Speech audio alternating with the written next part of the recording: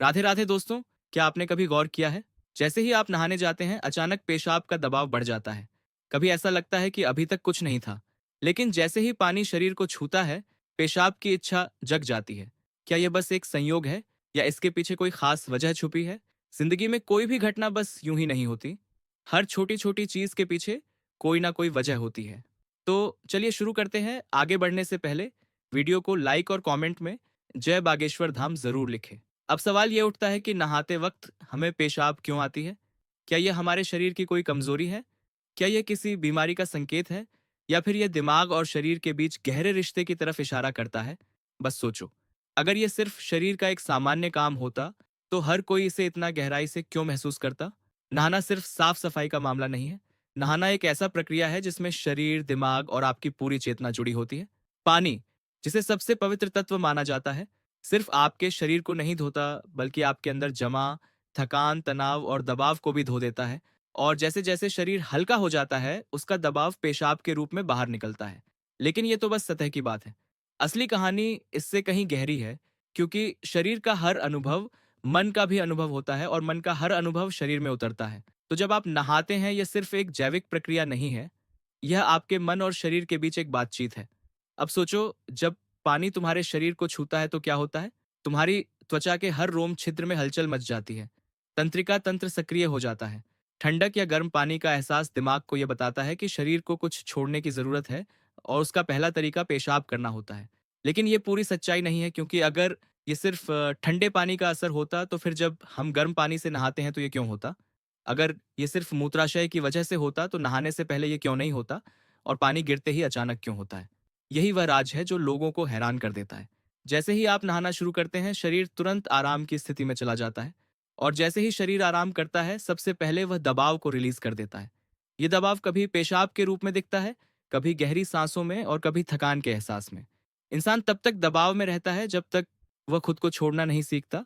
नहाना, पानी में डूबना, ये सब काम इसलिए अच्छे लगते हैं क्योंकि ये आपके अंदर के बोझ को हटा देते हैं। बस याद करो कि कभी गर्मी में जब तुम ठंडे पानी से नहाने बैठते हो तो पहला छींटा ही पूरा शरीर एक झटका महसूस करता है। उस झटके में शरीर कुछ देर के लिए नियंत्रण खो बैठता है और नियंत्रण खोने से इच्छा पैदा होती है। अब आप सोचेंगे कि क्या यह हर किसी के साथ होता है?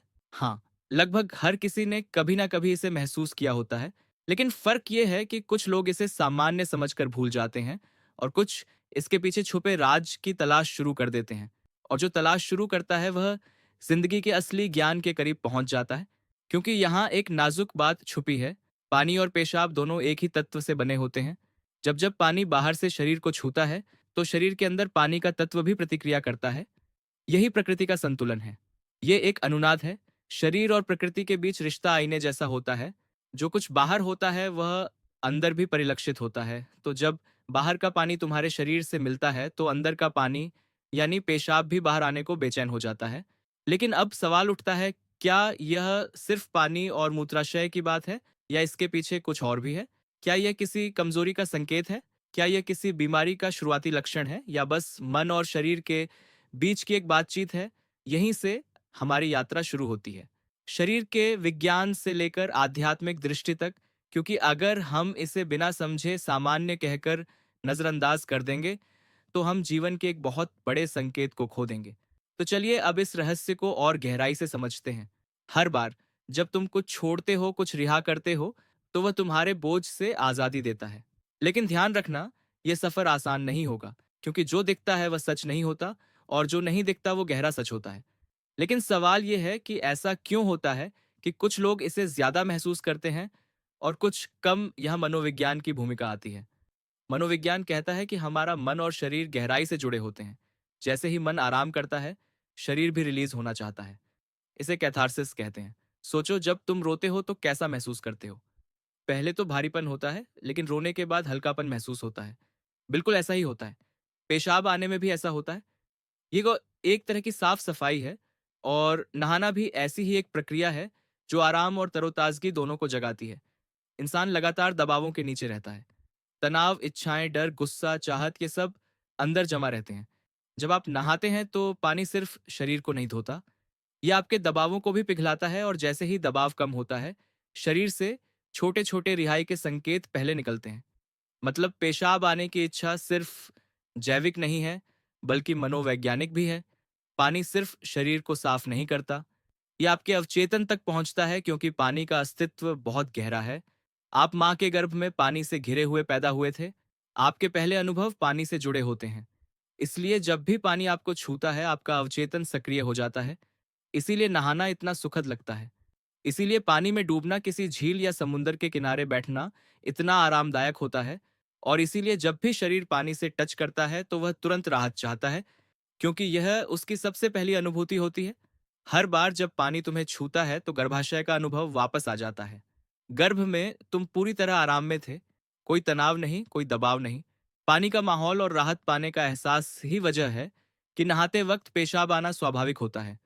लेकिन अब एक सवाल बचता है, क्या नहाते वक्त पेशाब आने की इच्छा सिर्फ एक सामान्य रिफ्लेक्स है, या यह किसी बीमारी का संकेत भी हो सकता है?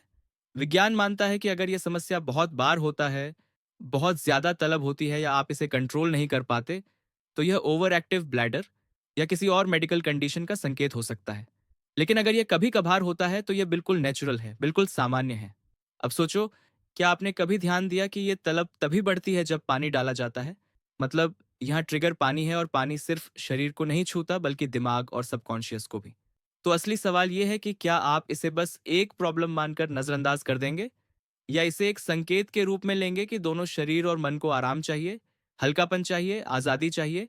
हर तरह की रिहाई सिर्फ जैविक नहीं होती, यह आध्यात्मिक भी होती है। आपको छोटे छोटे रिहाई के मौके दिए गए हैं ताकि आप एक बड़े रिहाई की तरफ बढ़ सकें। पेशाब, आंसू, हंसी, ये छोटे रिहाई के तरीके हैं, लेकिन ध्यान सबसे बड़ी रिहाई है। मतलब, अगर आप समझ पाओ कि इच्छा क्यों आती है, तो ये सिर्फ एक शारीरिक अनुभव नहीं रहेगी, बल्कि ध्यान की तरफ एक कदम बनेगी। तो बोलिए बागेश्वर धाम सरकार की जय, बालाजी महाराज की जय। साथियों, मेरे इस चैनल को सब्सक्राइब करना ना भूलें। धन्यवाद।